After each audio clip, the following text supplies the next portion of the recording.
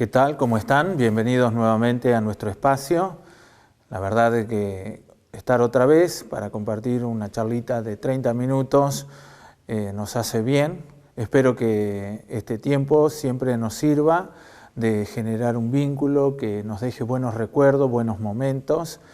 Y nos esforzamos y le ponemos nuestra mejor onda, como se dice, ¿no? Para que cada uno de ustedes sientan lo mismo que sentimos nosotros desde aquí, querer ayudarnos, querer compartir, hacer que lo que fraternizamos entre nosotros o compartimos entre nosotros nos hace bien, que de alguna manera sentimos satisfacción, de que de alguna manera nos edificamos, nos fortalecemos, nos animamos en medio de las situaciones, más allá de que se prolongue o no esta situación, poder saber de que tenemos un tiempo, esperamos ese momento para poder saludarnos, para poder compartir, escucharnos y después terminado este tiempo saber que nos queda algo para disfrutar en la semana y en la próxima. Ojalá podamos tener la misma, el mismo contenido o el mismo momento, con el mismo elemento que es la conversación, el comentario, dejarnos algo bueno para la vida. Y el título de nuestro comentario de hoy es Pensar la vida.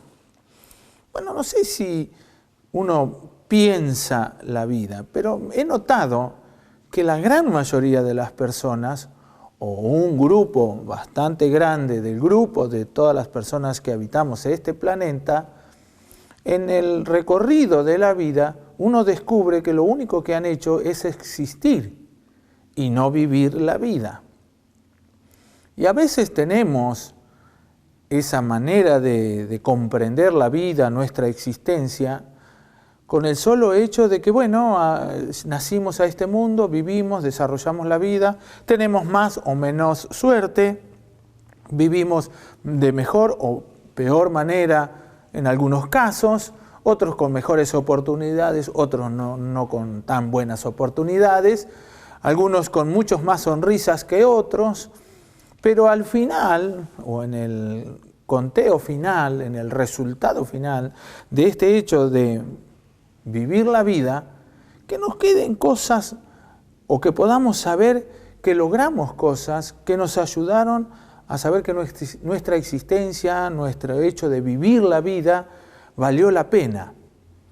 Y no es muy fácil a veces pensar o considerar estas cosas, pero es bueno en este trato, en este tiempo, en este espacio, que nosotros aprendamos a pensar la vida, porque nuestras actitudes a veces son de personas que no piensan. Porque yo he escuchado, no sé si a ustedes les ha pasado, pero a muchos le hemos preguntado, o se les pregunta, o nos preguntaron en alguna vez, ¿en qué estabas pensando? Y cuando nos confrontan con de esa manera, ¿en qué estabas pensando? Por ahí nos damos cuenta que ni siquiera sabíamos por qué o cuál es el motivo que nos llevaba a actuar de esa manera. Porque a veces el resultado es negativo, es doloroso, provoca toda una serie de cosas que escapan a nuestra capacidad. Es como una onda expansiva que no queríamos provocar. Y entonces alguien dice, pero ¿en qué estabas pensando cuando dijiste esto? Y ahí nos damos cuenta, o por lo menos sentimos la necesidad de pensar antes de actuar, o de decir lo que decimos.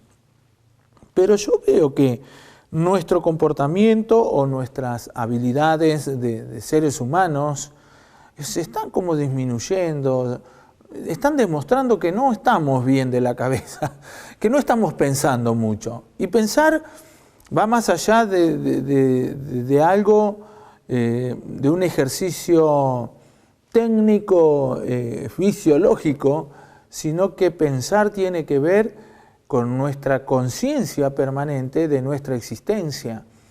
A la mañana me levanto, pienso lo que voy a hacer, desarrollo mis actividades pensando voy a ir aquí, voy a ir allá, voy a hacer esto. Pensamos en lograr cosas y en ese pensar de lograr cosas planificamos, y planificar es una manera de pensar. Desarrollamos nuevas técnicas, es una manera de pensar, porque las primeras intentonas o los primeros intentos no nos salieron bien, entonces buscamos la vuelta, analizamos, eso es pensar. Pero a veces no nos damos cuenta que no estamos pensando. Yo te voy a dar algunos ejemplos y vamos a ir a un punto muy lindo, o por lo menos creo muy útil para este tiempo y en especial manera para esta época, para este fin de semana que decimos que se está celebrando el Día del Niño, de que tenemos en cuenta a nuestros hijos, los más pequeños. Hacia allí va esta intención de pensar la vida. Cada una de cada 10 palabras que hablamos con alguien o expresamos en nuestras conversaciones, 8 son de quejas. Escuchá las estadísticas, te estoy hablando de estadísticas muy recientes. De cada 10 expresiones entre padres e hijos, 7 son de crítica o desaprobación o descrédito, y en algunos casos, 8 de cada 10 palabras son insultos, son insultantes. Se ha descubierto que en la relación de padres e hijos y entre semejantes, en especial manera entre los más jóvenes, ya no hay expresiones de reconocimiento o de respeto o palabras que alienten al que viene medio desanimado de su intento frustrado. Es llamativo, ¿no? Porque esto es gente que se dedicó a estudiar el comportamiento humano y en especial manera no de estos últimos 10 años. La estadística tiene que ver con algo que está ocurriendo en estos últimos 5 años. No está incluido el año 2020, hasta el año 19. Y lo más llamativo es que hay pocas personas, entre todas las que nos decimos que somos buenas personas, tener palabras de agradecimiento. No solo de reconocimiento, sino de agradecimiento. De agradecer a la esposa, de agradecer a los hijos, de agradecer al hermano, de agradecer a su vecino, a su amigo. Decir gracias. Gracias por esto, gracias por aquello, gracias. Un por favor. Falta mucho. Yo me acuerdo cuando mi niño iba al jardín, hace 20 años atrás, a él le enseñaban sus maestras la palabra mágica, por favor. ¿Cómo se pide? Por favor. Si no, no había. Es una manera de educar, ¿no? O de formar. Pero agradecer. Entonces yo digo, ¿qué nos está sucediendo? ¿Qué nos está pasando? No consideramos, no pensamos que el no ser o mostrar agradecimiento o lo que mostramos con nuestras expresiones en nuestras relaciones cotidianas, en especial manera nos vamos enfocando en la relación padres e hijos, niños o adolescentes o preadolescentes, que tengamos un trato bastante poco pensado.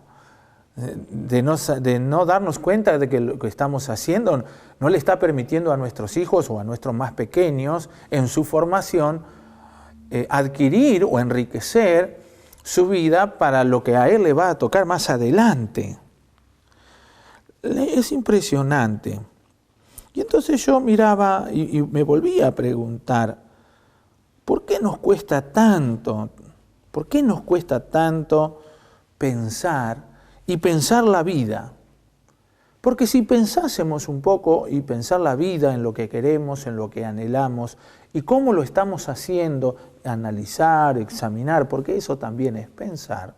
Y yo creo que es lo que menos hacemos, examinar, hacer una examinación, una autoexaminación, evaluación de nuestras actitudes, comportamientos cotidianos. Y vuelvo a repetir, en la relación padres e hijos o en el íntimo recinto de la casa, de la familia, del hogar, nos está dando una especie de actitud de descuido, de abandono, de no preocupación o interés por mejorar. A mí me llama la atención, y este es el comentario o la situación que me ha llevado a analizar más de una vez, que la gran mayoría de los preadolescentes o adolescentes y jóvenes de esta última generación, de nuestros hijos o nietos, sobrinos o vecinos o alumnos de nuestra ciudad, la gran mayoría de ellos no saben resolver las más mínimas cosas de la vida.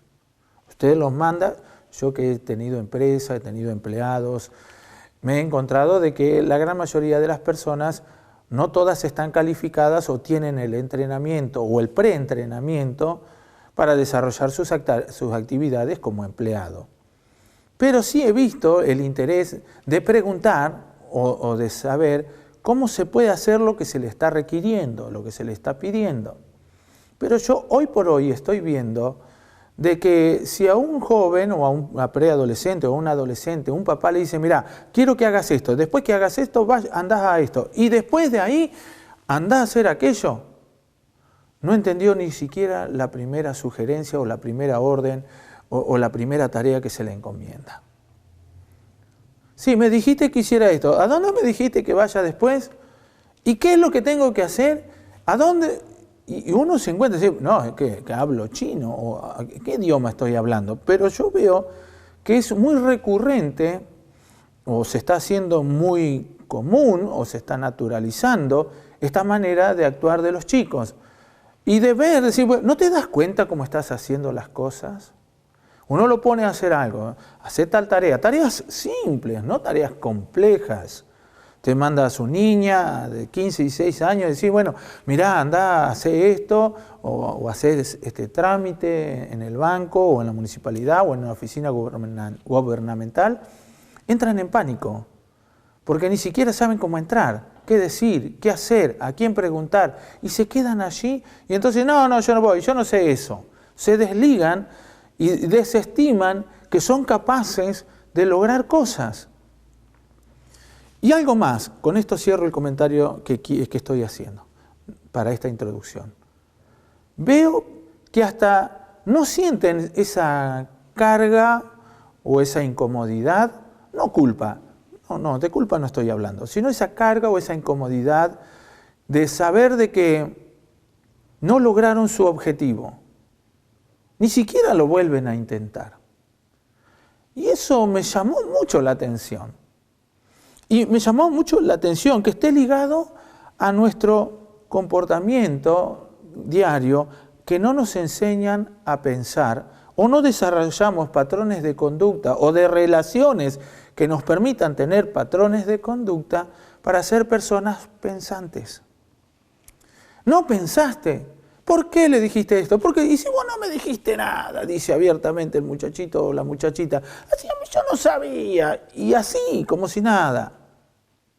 Y a veces viene la recriminación, a veces viene el reto o el tratar de hacer despertar esa mente y nos encontramos que no han desarrollado la capacidad de pensar. ¿Por qué? Porque nosotros mismos, los adultos mayores, adultos responsables, como dice la ley, no somos capaces ni siquiera de pensar cómo estamos relacionándonos con nuestros hijos. Desde su nacimiento, desde su crianza.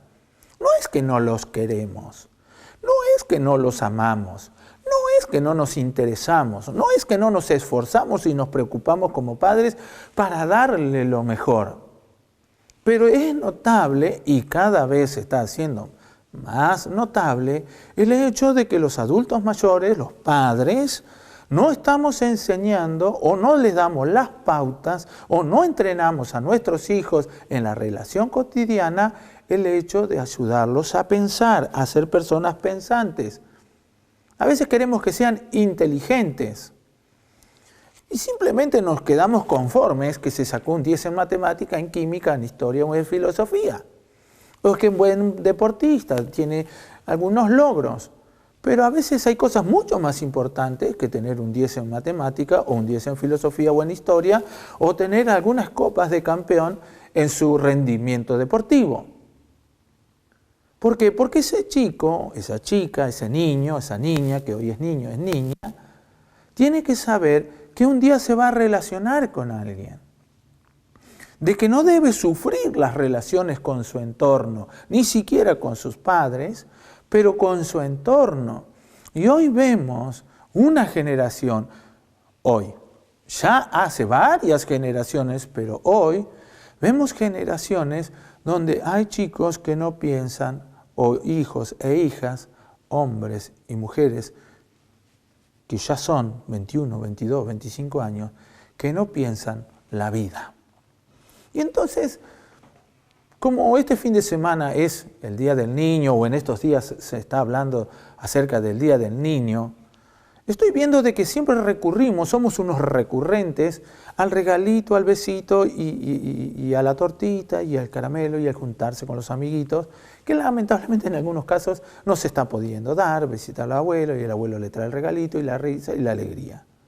Y entonces como que los niños a solo les importa recibir ese regalito, están interesados en recibir eso, y nosotros nos sentimos satisfechos con haber cumplido esa demanda que desde niñito, desde muy pequeño, le hemos inculcado o le hemos desarrollado ese patrón de ser, y no que haya un algo entre nosotros y ese comportamiento, aún dándole un regalo, dándole algún premio, dándole algo que lo satisfaga, una enseñanza clara a que es una persona que vale mucho, que él vale mucho más que un regalo, que él es mucho más importante que un 10, que él es mucho más importante que logros en la vida de éxito, vuelvo a hacer, y hago con mis deditos las comillas, de éxito en la vida, y no poder siquiera saber llevar adelante las cosas más mínimas de la vida, porque no aprendieron a pensar la vida.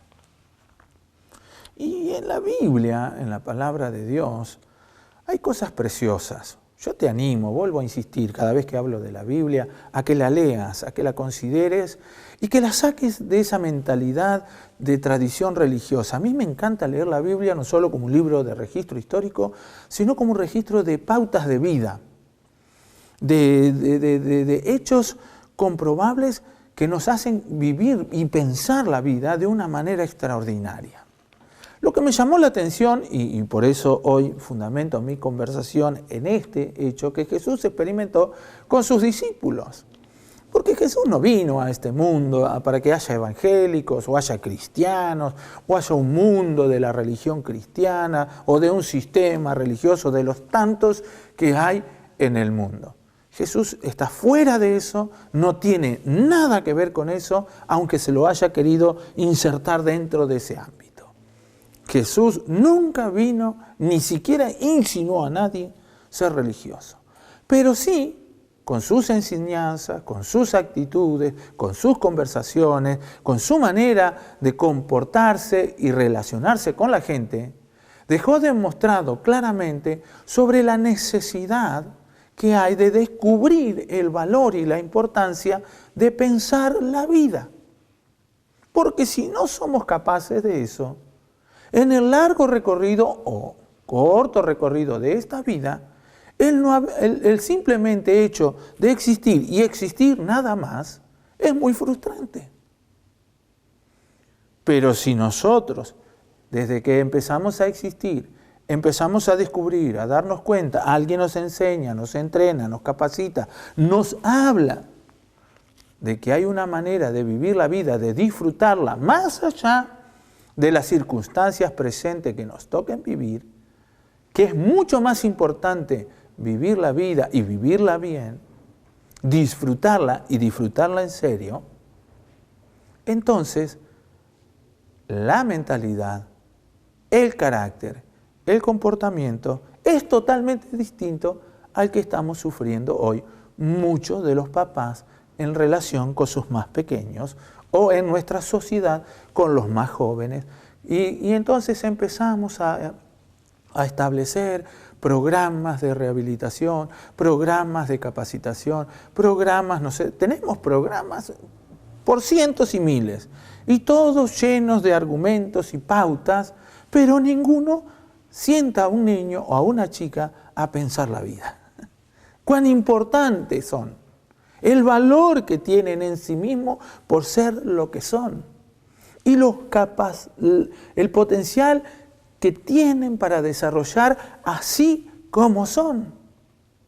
A mí me extraña y me siento a veces contrariado con aquellos papás que quieren que sus hijos sean como fulano o fulana o los fulanos de su entorno. Y entonces el chico se cierra, la chica se disminuye, crece con un montón de complejos de inferioridad que se dicen, ¿no? Los psicólogos van al psicólogo, gracias a Dios porque hay psicólogos, y espero que sean buenos psicólogos ayudando a pensar a los padres y a los hijos que tienen mucho más importancia que la opinión circunstancial o el no ser como alguien. Es tan hermoso la originalidad, es tan hermoso ser como somos, es tan precioso tener la característica única que nos hace únicos y quiénes somos. Pero a veces eso no se habla en la casa, ni desde la escuela, ni de ningún lado. Pero Jesús vivió una situación muy particular. La Biblia nos enseña, los evangelios encontramos un montón en lugares de ellos, que Jesús siempre estuvo rodeado de gente, siempre. Claro, gente con necesidades que querían ser bendecidos por Jesús. ¿Por qué? Porque Jesús bendecía a la gente con sanidad, con milagros, con consejos, con cosas muy preciosas, de enseñanzas muy buenas. Pero a mí me llamó la atención, en una oportunidad, allí en el Evangelio de Marcos, capítulo 10, desde el versículo 14 al 16, podés leer, en 3 pequeños párrafos, ocurre un evento que pone a Jesús en una situación con sus discípulos y los niños y los adolescentes que estaban en ese lugar convocados, autoconvocados alrededor de Jesús, que termina en un enojo, en un acto de indignación muy fuerte de Jesús para la actitud de los adultos con los niños. Dice que el relato dice que de pronto Jesús se da cuenta que alrededor de él, sus discípulos estaban corriendo o retando o amenazando a los niños para que no se acerquen a Jesús. Justo todos los chiquitos o los más preadolescentes querían estar cerca de Jesús. Pero sus discípulos, a los que él había escogido y los tenía para hacer el equipo de trabajo, para enseñar, para dar bendición, de pronto estos están de patobicas con los niños, empujando muchachitos, retándolos para acá, impidiéndolo. A mí me llamó el verbo que se usa en el original del griego, que la palabra impedir en el castellano, en el griego, es una palabra que decía, se ponían adelante y los estorbaban para que no se acerquen literalmente. No solo los amenazaban, sino que se les cruzaban adelante. Yo digo que cuando Jesús vio eso, dice, se indignó. Y la palabra de indignación no es un enojo violento de una persona iracunda, con ira, no, sino que usa una palabra también que dice que le dio mucha vergüenza ajena y dolor. Y el gesto, la palabra que se usa del griego, dice que es como si fuera una mujer con sus manos en su cintura, dolida hasta lo más profundo de su alma, preguntándole a su cónyuge, ¿por qué me fuiste infiel si yo no hice nada malo? Desde ahí se toma una palabra para decir lo que sintió Jesús. Yo me quería morir cuando leí eso y estudiaba. Hay gente que estudia la Biblia de una manera extraordinaria, pero este autor me dejó muy en claro que nuestras actitudes, a veces tan correctas o tan arraigadas por tradición en nuestra vida, las seguimos llevando adelante sin pensar en qué es lo que estamos generando. ¿Por qué se dolió Jesús? ¿Porque los chiquitos no lo podían tocar? ¿Porque él no podía hacerle un chiste a los muchachitos? No era eso. No era eso. Jesús no era el payaso Plin Plin. No le gustaba ser el payaso Plin Plin. Pero tampoco era el ogro, el tipo intocable, el super santo, el Hijo de Dios. Claro que sí, que era todo eso, pero no estaba preocupado si lo tocaban o no tocaban los niños, sino que a Jesús le encantaba tener cerca a los niños, porque Él les dijo, porque de los tales es el reino de Dios. A nosotros esa frase, en especial manera a los evangélicos, nos lleva a un ámbito místico, como parece que subimos en una nube de humo y de fantasía, como que no sé dónde vamos a parar en el reino de los cielos. Pero Jesús no estaba diciendo ninguna de esas tonterías. Jesús lo que le estaba diciendo y dejando bien en claro a sus discípulos, ustedes no se están dando cuenta, ni siquiera se han puesto a pensar el valor que tienen los chicos o esta generación, que mañana va a ser la generación adulta, padre de la próxima generación de los niños, para que haya un mundo mejor. Eso, ya te digo, me dejó con la boca abierta, tipo chiste, que te pega en la rodilla el mentón. Digo, pero ¿cómo puede ser? Sí, nosotros tenemos actitudes, los adultos, de manera cotidiana, donde les anulamos a nuestros hijos con nuestro comportamiento y nuestra a veces educación que queremos darle, el valor que se tiene que despertar, la llamita con que nacen en sus corazones y en su mente, de saber que son personas muy importantes, no ahora cuando son niños, sino cuando sean adultos, para la próxima generación, cuando tengan niños. Impresionante. Ustedes nunca han pensado en la importancia que tienen los niños cuando son niños. Queremos que los niños piensen como adultos. Queremos que los niños actúen como adultos. No es esa la idea, sino que como niños descubran la importancia y el valor que ya desde niños tienen para ser cómo son, quiénes son, lo que van a ser mañana. Nos cuesta pensar en esas cosas. No asumimos el tener el compromiso, si es que vale la palabra, no sé si le estoy atinando bien a esta palabra, compromiso. Pero ser claramente conscientes de que no podemos seguir insultando a nuestros hijos, maltratando a nuestros hijos, o dándole ejemplos de que hoy decimos una cosa y mañana hacemos otra, de que con una gente somos de una manera y con otros somos otra, y con ellos somos de otra, y de que para nosotros no tienen importancia. Nuestros niños tienen que aprender a pensar la vida con cada una de nuestras actitudes, palabras, cariños y actos de corrección o disciplina en algunos casos. La disciplina es muy buena, la disciplina no son los palos, los insultos, las amenazas, ni las restricciones de sus libertades. No tiene nada que ver con eso. Pensar la vida, para vivir la vida, tiene un principio. ¿Cuál es? Es Jesucristo mismo. Jesús dijo, no le impidan a los chicos llegar a mí. Yo lo veía a Pedro, a Juan, me lo imaginaba, no sé, viste que ahora que se ve la novena de Jesús, esos tipos haciendo ahí un cordón como la policía para que los chicos, y con amenaza y con palabras, para que los chicos huyan de Jesús. Y Jesús no quería que vinieran a Él solo para que le reconocieran como el Hijo de Dios o que tuvieran una bendición en cuanto como un ser religioso. Jesús dice que una vez que disipó la locura de sus discípulos o el maltrato que estaban haciendo con aquellos niños, el relato termina, dice que Jesús tomaba a los niños en sus brazos, les hacía una sonrisa y los bendecía. ¿Sabe qué es bendecir? Decir con tus propias palabras lo mejor que tienes para decirle a alguien. Bendecir es eso. Ya sabemos que es maldecir. Así que exactamente lo contrario, lo opuesto a maldecir, es bendecir. ¿Cuántas veces te sentaste a tus hijos o a tus niños o a alguien de un pequeño para decirle lo mejor que tenés para desearle de todo tu corazón y que lo quieras ver cumplido en el día de mañana cuando él sea adulto? ¿Alguna vez lo hiciste? ¿Alguna vez lo hemos hecho? ¡Qué momento!, ¿no? Pero el asunto es que tenemos que reflexionar, no sentir culpa, ¡ay, qué malo que soy! No sirve eso.